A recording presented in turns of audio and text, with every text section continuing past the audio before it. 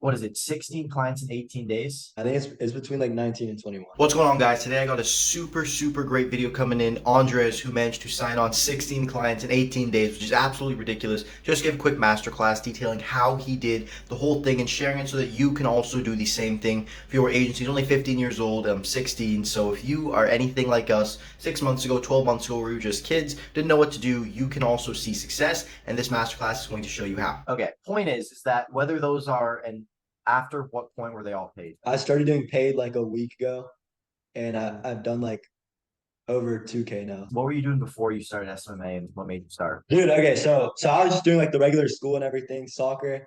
I did drop shipping for like 2 weeks or something, and it failed. I didn't make a cent off it. And then I just came across SMMA, and I was like, this seems like perfect for me. Like I love like getting on calls with random people and just talking to them, getting to like make money basically. So then I started that, and yeah, I mean that's it really. I didn't have any prior business experience or anything like that. What is your full general overview of your strategy? Like, how many accounts do you have? What sequences do you follow? Like, give the rundown of that. Okay, I'll literally check right now. And then, like, the appointment booking numbers, like, do you track on spreadsheets? You should be tracking every single message you send and testing new messages until you find that best message that you can do. And so I found a very good message that had like really good success. And so I stuck with that for like the last like 2 weeks. But yeah, so I've been using that same message because I split tested like 4 different messages until I found the one that worked the best. Right. So that's like the main point about outreach for me. And so like a general overview of my process is I send out the messages, right? The intro message, they respond. Recently, I've been sending scripts instead of video messages. And then after they respond back to the script, then I either call them or I send a video message. It's like at this point, I don't even know my worry. main outreach message. Yeah, you don't even need to, like, I don't think you need to worry about getting funnel hacked. In all honesty. Dude, like half of them are clueless, bro. You could give them your scripts, you could like buy them all the softwares, you could give them get highlighter for free, and they still won't get a class. What about for that's me? fair enough. Yeah, most of them I'm curious. Your close rate is this high, but have you ever done sales before? No. No, I've never had sales experience. So your offer is just fucking insane, or you're either naturally good at selling. Everybody thinks it's like the offer. My offer is like, and it's good. It's not like crazy good. But what I did for the first like 3 or 4 weeks that I did SMMA, so like that I'm still doing, I guess, is 3 hours a day. I study. I watch like the greats, the guys who are good. Why wouldn't you study them? They know exactly what they're doing. And then I practice 1 hour a day. So I study for 3, I practice 1. Just sales. Just like closing, because the highest ROI thing isn't outreach. The highest ROI thing is knowing how to talk to people and knowing how to get them on your side. Is that you in the mirror? What does that like sales practice look like? Because there was a guy who does like the 150K closer masterclass, and the guy, there was a story where after at the mastermind Dylan was at, after they like went out for drinks and got home at 1 a.m. this guy, like, they catch him in his room practicing sales in the mirror. Like, do you do like the same mirror thing? No, well, sometimes, yeah, but that's if I can't like find somebody. But I mean, we're all in this call. Like, if you genuinely cannot find a single other person in this call to do sales practice with, like, I'll do it with you. Like, so they're mock. Like, everybody in here should want to have 100% closing rate, and I guarantee you're not going to have it if you don't practice. So I mean, every single person in this call who doesn't have 100% closing rate should be practicing every single fucking day.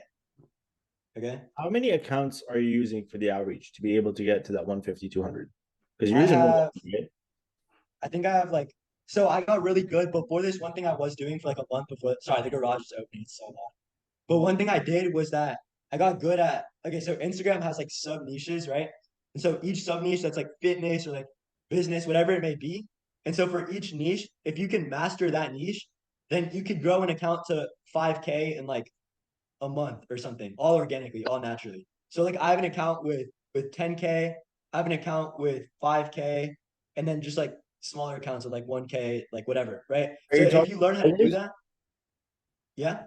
Yeah, like I understand what you mean, but I'm kind of worried about what I say because I have 3 Instagram accounts I'm currently using for outreach. They're all between I have 5. Okay, that makes sense. Okay. But again, outreach messages are only as strong as the account. So like if you're DMing from an account with 10 followers and you're asking to manage their social media or asking to do advertisement for them, like you haven't even done it for yourself. Like How are you able to get to those numbers? Like you're saying, okay, you're mastering it, but how Are you posting Each content about like soccer players or coaching or Yeah, something? so each of my accounts, I have like one viral video at least. It's like on my main one, I have like a few videos of like 1-2 million or whatever. And then on my other account that's at like 5K, I have one video with 902K. So you just need one viral video and it'll just grow your account organically. I'll literally show you how to do it. You go to Reels, right? You find any video, whatever you think is gonna do good. You hit the three dots, and then you hit remix, right? And then you have the video, you add like anything, you have to add something before you can post it. So you can add like text, like a whatever. Yeah. I'll just do like an A, and then done, next, and then you just put whatever, and then you just hit share. And It took that's me like gonna 10 be on seconds. your and that's gonna be on You can do that. your post, like on your main page. Like that's gonna be Yeah, your that post? shows up as like your reel. It takes 10 seconds a day, literally 10 seconds. And it's just like until one video sticks and you just get thousands of followers, which is exactly what I've done. And so that'd be one nugget, like the easiest way to do that. And then again, you want me to like go over the health score thing again? Because Yeah. nobody here was Yeah, that'd be valuable. Okay, so the health score, every account has a health score attached to it, right? And so doing stuff that Instagram deems like body, like sending a lot of messages, like posting too frequently, any of those things, it lowers your health score, right? And so every account has a health score attached to it, and you can't check the health score. It doesn't tell you that because then people would like abuse it and all that. And so if you send like 100 messages, for example, every single day for like a month, and you try to post on that same account and get it viral, the chance of it like blowing up quickly is like zero. Like it basically ruins your account. And so you need to be like wary of that.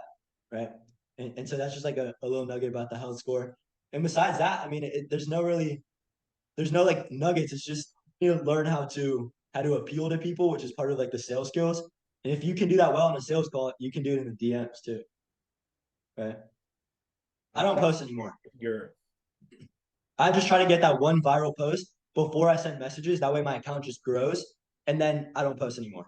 None of my accounts, like I don't post. I just get followers because of the same old viral videos that just keep on getting like hundreds of thousands of views every day. But I don't post anymore. I just did it until I got one viral video on every account. What does your sales process look like? Like a one call close? Do you prepare anything before a call? Because you said you had 100% close rate. Like walk us through what you do and what you're thinking.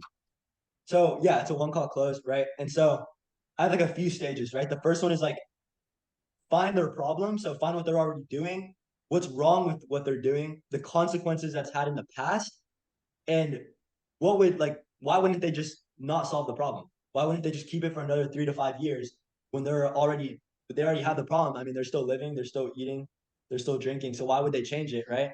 And so you get them to realize their own problem and to tell you about it. Once you have their problem in depth, and I mean not the consequence of the problem. So the consequence of the problem could be that they're not getting enough clients. That's not the problem, right? The problem would be like, oh, our marketing isn't good enough, or we're not reaching enough people, or whatever it may be, right? But the problem isn't not getting clients. And so you have to find the real problem. And then based on that, they have like, just like when you're selling your process, you're selling the like Cancun, you're not selling the plane ticket, right? When you're talking about their problem, you're not talking about the consequence, you're talking about the actual problem that's behind that, right? And so once you have the real problem and what's going wrong, then you pose in the presentation. I don't use slides or anything like that. I just talk to them and I show them how what I'm doing is a perfect fit, the perfect solution to what they're doing, right? And so after that, like I don't even have to ask them for the close. Like they just come to me. So it's the ask them what they want and then sell it to them strategy. Yeah, basically. Okay. Except I don't even consider it selling. I'm like Jeremy Miner talks about this a lot. You have to appear as a neutral figure to where you have something that you can give to them, and either they need it or they don't need it. If they need it, they should buy it. If they don't need it, you're not even gonna give them the option to buy it, right? And so that's how you should appear. That should be your. Yeah, I think one of the biggest sales like epiphanies that I had was you want to be on their side of the table, making the decisions with them, not on the opposite side of the table, like opposing each other. And then and that's funny you say that. Like, oh god. Yeah, like 2 days ago, I had a call with this guy, and it was a follow-up call. It was a second call, right? I don't usually do that, but like I just in this case, he needed some time. So I was like, cool. And on the second call, I was like, dude, I think about this as if we're making a decision together on what you should do. This isn't you making a decision and me trying to get you to do it. This is us making a decision together. And if we don't both think it's the right thing to do, we're not going to do it. Is that cool? And that shifted like his whole mindset, the whole perspective he had on me. And that helped me close him. But getting the actual problem out of them is maybe the first 20 to 30 minutes of the call, which is like the really important part. That after that, it's pretty simple. But how do you get the problem out of them and the real problem? Okay, so I have like a general like framework on questions I ask them, I guess you could say. And most calls don't go to this. Like it takes some turn or something, and then I have to keep on questioning them. But essentially, it's like, first of all, I ask like, how do you get started? How many years have you been doing this? Just to like cover up the next questions I'm going to ask, right? And then after that, I'm like, so how have you been getting clients so far? Once they tell me how they're getting clients, I'm like, so how's that been working out for you? If they say it's going good, if they say everything's perfect and they won't tell you the problem, literally just be like, perfect, dude. Well, like, I mean, I'll be honest, everything seems like it's going 100% perfect. So if you need any help or anything, just you can hit me up at any time. And based on that, there's no really point in this conversation. Literally just say that. That's exactly what I say. If they don't tell me their problem. And then after that, they'll be like, yeah, I get that. And then they'll like say their problem. And then I stay on the call. I make sure that like from my video message and calling them before, they already know my story. And right. And so they come into the call thinking of me with a specific frame, which is of my story. And then after I ask them all the questions, I find everything out. Then I kind of drip my story into them, into like my explanation of how I can help them. Right. And so I might be like I'm talking about like my advertising strategies, right? If they're working with athletes, I'm gonna be like, yeah, and so I'm a semi-pro athlete, right? So like I couldn't understand how to market to them any better than I already do. Like I'm an athlete myself, I understand them to a T because I'm basically marketing to myself, right? And so by doing that, they're like, okay, yeah, that makes sense. And they're also learning more about me. And so that's how I like drip it in like slowly, essentially. Okay. And then after that, I'm like, and so for that reason, if you weren't to change anything today, if you just kept it the same way, I mean, you're living, your business is going all right. If you did that for 3 to 5 years, what would really happen? Like, why wouldn't you just do that? And then they tell me the problem, right? I care about how he sounds. He's so confident. He's the most charismatic person in the world in that moment, and that's the reason he closed. Not because of what he said or anything like that. It's because he's so charismatic. He's so confident. So if you come off with that frame every single sales call, you have a power frame, and you're telling them, look, I don't even like really want to work with you. It's just about can I help you or not? I guarantee you every single time you're going to close. And I can guarantee that because it's the same thing I've been doing. Walk me through that transformation, right? So obviously you didn't start off with this confidence to go to a business owner and be so confident you can make the money that they need to invest in you. So what was the transition like? And is there any actual tangible steps that you can take from your journey that you think other people can apply to actually build confidence? Yeah, absolutely. And yeah. So as I said, I've been doing this since I started. 3 hours a day of studying the greats. So like in my opinion, that's like Jeremy Minor, Grant Cardone, like Renzo Guevara or whatever. And so I study those people 3 hours a day, and then I practice 1 hour a day. And so practicing is like again talking with other people about that, like demoing cold calls or sales calls or whatever, right? And objection handling. And that allows you to be so much more confident and so much more successful on the sales calls because you already know exactly what you're going to say every time. I signed 3 clients before I even had a Facebook account. So like if your worry is about service delivery and about like how confident you are in doing that and you think that's the reason why you can't close, like that's the reality of it. And when you put an end destination, you can rinse people for a lot more because then they have an associated like what they get out of it. So if you really want to start increasing your price, Andres, like that's how you can do it, right? So you attach an end desired result. You say 5K for 3 months. And then if they can't afford it and you have hey, it's this amount, I'll get you this many leads. You could add this much in revenue to your business and they can't afford that. They just shouldn't be a client. Yeah. Just put on their credit card. And then and your sales ability is everything in the middle. Do you guys get like a lot of objections in sales calls? Always. Do you guys like struggle with that? Yeah. I don't think I struggle with objection. I struggle with report building in the beginning. That's something that because for my niche, a lot of people are somewhat cold, especially like mom and pop shops or like because I do construction, like kitchens and stuff.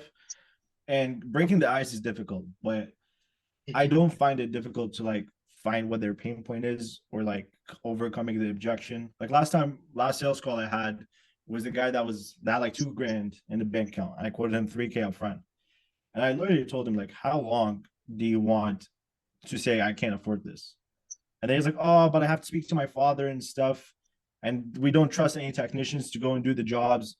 I told him, okay, let's say you go to your father tomorrow and you tell him, Dad, I want to make more money. I'm going to run an advertisement for the shop. I was like, what if your dad tells you, sorry, son, there's just no technician I can trust. You're just going to shut your business down? You start laughing and shit. Like, I don't find it difficult. Like, you're going to have a lot of objections. It's just the fact of it. But Yeah, no, that I'm saying because one thing a lot of people don't do is that everybody like, or I don't know, I hope everybody like agrees after you get an objection, like they're like the price is too high, and you're like, yeah, dude, like I get it, but like you need to isolate the problem. So after you agree to the objection, you're like you understand, you need to isolate it. You'd be like, okay, besides price, would there be any other reason we wouldn't sign this thing today?